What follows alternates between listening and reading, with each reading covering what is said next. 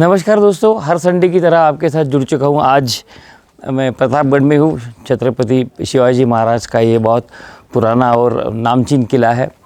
मैं हर संडे आपको कुछ ना कुछ देने की कोशिश करता हूँ।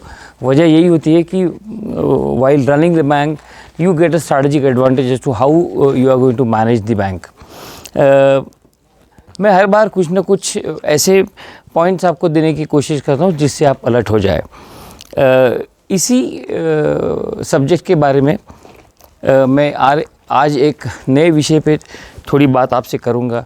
वैसे मैंने इस विषय में कम से कम तीन चार वीडियो बनाए हैं और मुझे लगता है कि रेगुलेटर का ध्यान अभी आप किस तरह से मैनेज करते हो बैंक, इसके ऊपर ज़्यादा जाने वाला है और वो फोकस पूरा टेक्नोलॉजी ड्रिवन होने वाला है।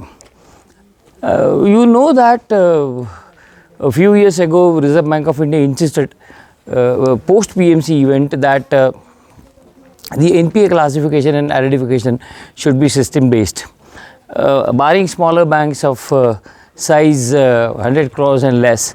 For the rest of the banks there were deadlines which were given, and that was March 22. Probably even after that, Reserve Bank continued to soft pedal the issue because it wanted banks to have some time to really stabilize the story. The March is coming, and so is the regulator, who is going to force you to ensure that you comply with the norms of system generated NPA classification in such a way that all your NPA classifications and SMA 0, SMA 1, SMA 2, as also the provisioning norms, all these norms should be system driven and there cannot be any human intervention. Wherever there is a human intervention, the Reserve Bank of India is not going to accept it. So, talk to your vendors whereunder you tell the vendor that all the systems and everything is done in such a way that there is no human intervention. The moment there is no human intervention, your system is fine. But there is no software in this world which will ensure that the overdue, SMA 0, SMA 1, SMA 2 calculation or exact identification of NPA through system will be done with 100% accuracy. There would be aberrations because there is no system in the banking world currently which can really look into the issue of NPA classification through system accurately.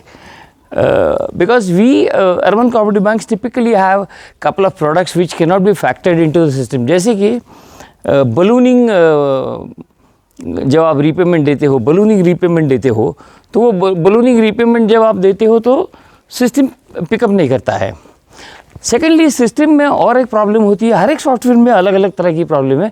Commonly known problems ऐसे हैं कि the advance repayment of a borrower and the IRAC guidelines, there is a scope for interpretation otherwise. So many times, even if there is an advance repayment, the system, since the interest is not serviced, classifies the account as non-performing, which is not correct. In banking parlance, if there is an advance repayment period, even if subsequently the interest is not served, it is not due. That being the story, many systems are not capturing these areas correctly, and then even if Reserve Bank of India desires that there should be zero intervention from the employees of the bank, that is not going to happen. You will continue to have this subject. Secondly, Reserve Bank of India insists that the provisioning which is required to be done on quarterly basis must also be done through system. Now here, the provisioning can be generated through system, but it will be not that accurate for the simple reason the real time events are not factored into the system. Provisioning is normally done on the basis of data that is placed in your system, and typically garbage in garbage out is the concept for the software, how it functions. Now if there is no stock statement given, there is no value of stock statement given, but the stock statement is fed into the system, what system will do? System will classify its account, the account as PA, but in reality it will be NPA. So when you insist that the everything should be system based, provisioning should be system based. The practical difficulties are not being viewed in a proper fashion.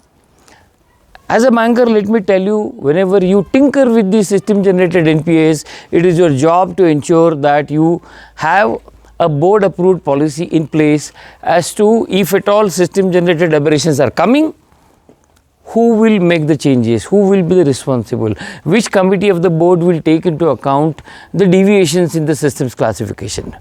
Because even if you write to the vendor, Reserve Bank of India is not going to spare you for the simple reason, वो तो ये कहेंगे कि तुमको ये 100% compliance करना है.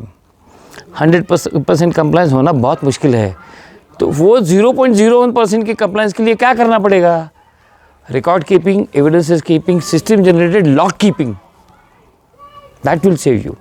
Since the March is coming and this is an area where we need to pay more attention, more focus, if we do this more carefully for March 23, because I see the tsunami of penalties is likely to come, that many banks may not be able to cover up the compliance in this area, and therefore I am doing this video for the awareness, alertness, and then the necessary desired actions from your software vendor and from your top team.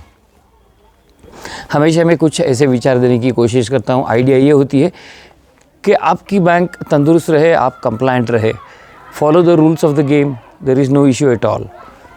Keep watching. If you like my views, the thoughts which I share with you, share it with the entire cooperative banking fraternity. Thank you so much. Thank you for watching me.